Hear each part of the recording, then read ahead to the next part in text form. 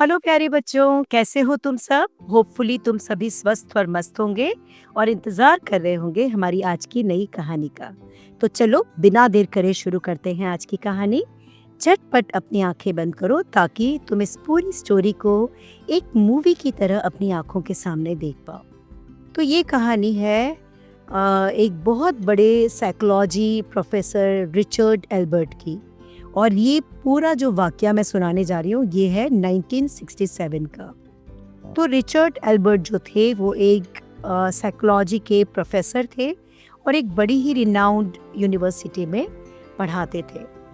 और बहुत ज्ञान था, प्रकांड पंडित थे अपने फील्ड के, अपने सब्जेक्ट के। लेकिन जब भी वो अकेले होते थे तो वो अपने आप को बहुत ही लोनली फील करते थे, है ना। जब वो यूनिवर्सिटी में होते थे तो अपने काम में डूबे हुए होते थे, उनका वक्त बहुत अच्छे से निकल जाता था बच्चों को पढ़ाते हुए और यूनिवर्सिटी में काम करते हुए। लेकिन वहाँ से जब वो घर आते थे तो उन्हें लगता था कि दुनिया में मैं बिल्कुल अकेला हूँ। उन्हें बहुत ही ज़्यादा लोनली लगता था और इस लोनलीनेस को ख़त्म करने के लिए वो ड्रग्स लेने लगते थे। एक ड्रग की गोली होती थी जो वो रोज़ लेते थे और वो लेने के बाद थोड़ी देर के लिए जब उस टैबलेट वो ड्रग की गोली को लेने की जो खुमारी चढ़ती थी तो थोड़ी देर के लिए उन्हें लगता था कि वो ईश्वर के करीब पहुंच गए हैं। उन्हें ईश्वर की करीबी से बड़ा आनंद महसूस होता था, है ना। ईश्वर का स्नेह ऐसे जब होता है आपकी लाइफ में तो आप बड़ा हैप्पी फील करते हो। लेकिन ये जो जॉय था जिसको वो फील करते थे वो बहुत ही टेम्परेरी था, थोड़ी देर के लिए था, क्योंकि ये सिर्फ उस गोली की नशीली गोली जो थी उसके असर से था। ये ड्रग की गोली का असर जब भी उतरता था तो रिचर्ड एल्बर्ट फिर से अपने आप को बिल्कुल अकेला, लोनली और डिप्रेस्ड महसूस करते थे। एक बार की बात है कि वो जब अपनी यूनिवर्सिटी से वापस आए तो उन्होंने एक फ़कीर को देखा और उस फ़कीर को देखकर उन्हें बड़ा आश्चर्य हुआ कि इसके पास कुछ भी रिसोर्सेज नहीं है और फिर भी मस्ती में ये अपने गाए जा रहा है ना। कितना खुश लग रहा है, यानी इसको किसी चीज़ की ज़रूरत नहीं है, इसको दुनिया जहान से कोई फ़र्क नहीं है। कोई इसके बारे में क्या सोचता है, क्या कहता है, इससे कोई फ़र्क नहीं पड़ता। ये कितना खुश है, आनंद में डूबा हुआ है और वो भी बिना किसी ड्रग्स के। तो उस फ़कीर को देखकर रिचर्ड एल्बर्ट के मन में ये जिज्ञासा आई कि इसके मन में जो ये आनंद है, जो खुशी है, वो कैसे बरकरार रहती है। जब उसने कहा और पूछा तो उसने कहा कि उस फ़कीर ने बताया कि तुम जिस खुशी की तलाश में हो वो तुम्हें इंडिया में मिलेगी। तुम इंडिया जाओ, इंडिया में तुम्हें ऐसी खुशी मिलेगी जो टेम्परेरी नहीं है बल्कि लॉन्ग लास्टिंग है, जो ट्रू है, जो रिच है। तो उस सच्ची खुशी और सच्चे आनंद की तलाश में रिचर्ड एल्बर्ट इंडिया आ गए और इंडिया आकर वो इसकी तलाश करते करते नैनीताल पहुंच गए। नैनीताल में कैची धाम में पहुंच गए। कैची धाम एक जगह है जहां ये पहुंच गए और वहां जाकर ये नीम करोली बाबा नाम के एक व्यक्ति से मिले और जो दूसरों की समस्याओं को सुनते थे, उन्हें सुलझाते थे। बहुत सादगी भरा उनका जीवन था। उनके आसपास हमेशा लोग रहते थे और लोगों की उनमें बड़ी आस्था थी। लोग उन्हें बहुत रिस्पेक्ट करते थे और बाबा के मन में भी सबके लिए बड़ा प्रेम था। तो वहाँ आकर जब वो कैची धाम में वो नीम करौली बाबा से मिले तो उनके पास वो बैठे और थोड़ा वक्त बिताने लगे। तो लेकिन वो हमेशा एक अजीब से दुख में डूबे रहते थे, एक मायूसी में डूबे रहते थे। एक खुशी की चहक, खुशी की झलक उनके चेहरे पे नज़र नहीं आती थी।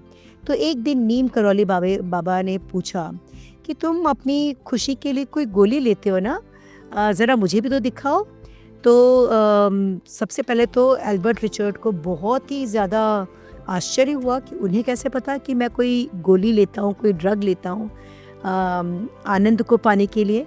तो उसने कहा कि हाँ मैं लेता तो हूँ, आपको कैसे पता? तो बाबा ने कहा मुझे ज़रा दिखाओ कि कौन सी दवा लेते हो तुम। और इस तरह से उन्होंने वो दवा बाबा को दी। उसकी एक गोली ही इतनी ज़्यादा नशीली थी कि अगर कोई इंसान एक से ज़्यादा गोली अगर खा ले तो उसका जीवित रहना मुश्किल है। वो डोज़ इतनी ज़्यादा हाई थी। बाबा ने 1 नहीं, 2 नहीं बल्कि 3 गोलियाँ ले ली और तीनों गोलियों को वो पानी के साथ खा गए। इसे देखकर अल्बर्ट रिचर्ड को बहुत ही आश्चर्य हुआ और उन्हें लगा कि अब तो ये बाबा नहीं बचने वाले, क्योंकि ये इतनी हाई डोज़ इन्होंने जो खा ली है वो जाके इनको इनके लिए बहुत घातक होगी और इनकी जान भी जा सकती है। तो वो बड़े परेशान होने लग गए मन ही मन। वो बाबा को रोक भी रहे थे पर बाबा ने तब तक गोलियां खा ली थी। अब उन्हें लग रहा था कि अब जो होगा वो बड़ा ही भयावह होगा। लेकिन ये क्या, उन्होंने देखा कि बाबा तो आराम से बैठे हुए थे। पूरे दिन वो उसी तरह से अपना काम करते रहे, आने जाने वाले लोगों से मिलना, उनकी प्रॉब्लम्स का समाधान करना, वो ये सारा काम करते रहे और उन्हें कोई भी परेशानी नहीं हुई। ये देखकर अल्बर्ट रिचर्ड बहुत ही आश्चर्य में आ गए और उन्होंने कहा कि ये गोलियां इतनी डेंजरस थी कि इसकी ज़रा सी ओवरडोज भी जान ले सकती है, लेकिन आप पर इसका कोई असर ही नहीं हुआ। ये कैसे हुआ? तब बाबा ने कहा, स्नेह और सेवा का नशा ये सबसे बड़ा नशा है। अगर कोई नशा करना है जिसमें तुम्हें सच्चे आनंद की प्राप्ति हो तो वो है स्नेह और सेवा। दूसरों की सेवा करो, लोगों से प्रेम करो, पशु पंछी, इंसान, गरीब अमीर, सबको एक भाव से देखो और दूसरों की निस्वार्थ भाव से सेवा करो। तो जो नशा तुम्हें मिलेगा, जो आनंद तुम्हें मिलेगा, जो ईश्वर की प्राप्ति तुम्हें मिलेगी, वो लॉन्ग लास्टिंग होगी, वो टेम्परेरी नहीं होगी और उस तरह की हैप्पीनेस बहुत ही प्योर, बहुत ही रिच और लॉन्ग लास्टिंग होगी। ये बात अल्बर्ट रिचर्ड को समझ में आ गई। उस दिन के बाद उन्होंने ड्रग्स बिल्कुल छोड़ दी। वो बाबा के ही आश्रम में रहने लगे। वो एक समर्पित सेवक बन गए और लोगों की सेवा, लोगों की स्नेह में अपने आप को समर्पित कर दिया और उन्होंने सचमुच पाया कि यही सच्चा नशा है, सच्चा आनंद है ज़िंदगी का। तो यही थी हमारी स्टोरी और यही था हमारा लेसन इस स्टोरी से।